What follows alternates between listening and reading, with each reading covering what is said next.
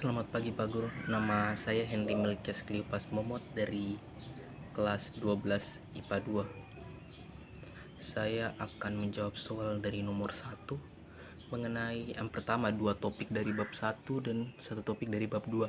Kalau untuk 2 topik dari bab 1 saya akan mengambil dari yang integrasi nasional dan integrasi nasional dalam bidang seni dan sastra. Oke, untuk yang pertama proses integrasi bidang nasional. Proses integrasi itu tidak terjadi begitu saja, tetapi merupakan suatu proses yang panjang dalam waktu yang cukup lama. Bangsa Indonesia sendiri juga selalu mengalami proses integrasi dan dalam proses itu pasti bahasa Indonesia akan terus diuji. Howard Huygens, salah satu tokoh, menyatakan bahwa integrasi merupakan penyatuan bagian-bagian berbeda dari suatu masyarakat menjadi satu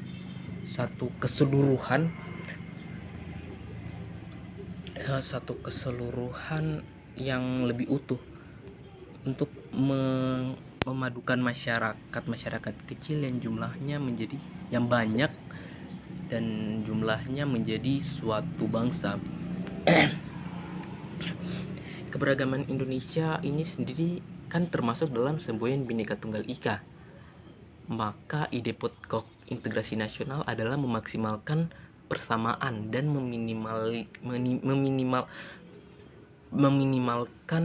perbedaan dalam pendayagunaan potensi, pemenuhan aspirasi, dan penanggulangan setiap masalah kebangsaan. Aspek integrasi nasional. Kesadaran pentingnya memelihara eksistensi bangsa dari segala bentuk ancaman itu muncul dari dalam diri sendiri, dan kemampuan sistem politik nasional dalam mengakomodasi aspirasi rakyat. Kemampuan desentralisasi pemerintah sebagai salah satu faktor untuk memperbesar kreativitas, kesadaran, dan kerja kontribusi masyarakat sebagai salah satu pilar utama dari integrasi nasional. Untuk topik yang kedua, untuk mewujudkan integrasi bangsa bisa dilaksanakan melalui seni dan sastra. Caranya adalah dengan menciptakan karya seni dan sastra yang bisa membangkitkan semangat perjuangan dan persatuan. Seni dan sastra sebagai alat pemersatu bangsa bukanlah hal yang baru, karena ada salah satu tokoh yang terkenal yakni Ismail Marzuki. Ismail Marzuki memperjuangkan kemerdekaan melalui karya seninya berupa lagu dan sajak-sajak. Ismail Marzuki adalah komponis yang hebat. Melalui tangannya lahir gaya hebat seperti Sarinah, Rayuan Pulau Kelapa, Halo Halo Bandung, dan lagu-lagu lain. Ciptaan Ismail Marzuki mengandung muatan yang bisa membangkitkan semangat juang. Oke, lanjut ke pembahasan topik ketiga dari bab 2, yakni kalau yang saya ambil mengenai keadaan politik pada masa demokrasi liberal. Indonesia sendiri menganut sistem demokrasi liberal dengan pemerintahan parlementer Indonesia menganut sistem demokrasi liberal dengan pemerintahan parlementer. Dalam sistem ini, pemerintahan dipimpin oleh Perdana Menteri. Dalam masa ini terjadi multipartai.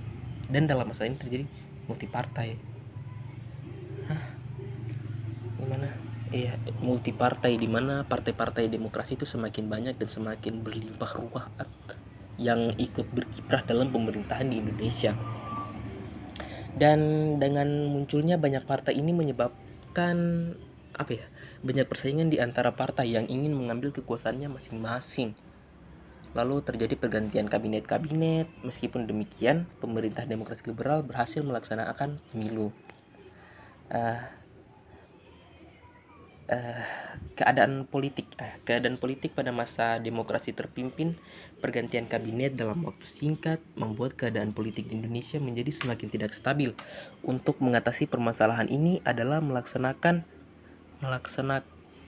model pemerintahan demokrasi terpimpin dengan kembali pada Undang-Undang 1945 pada tanggal 5 Juli 1959.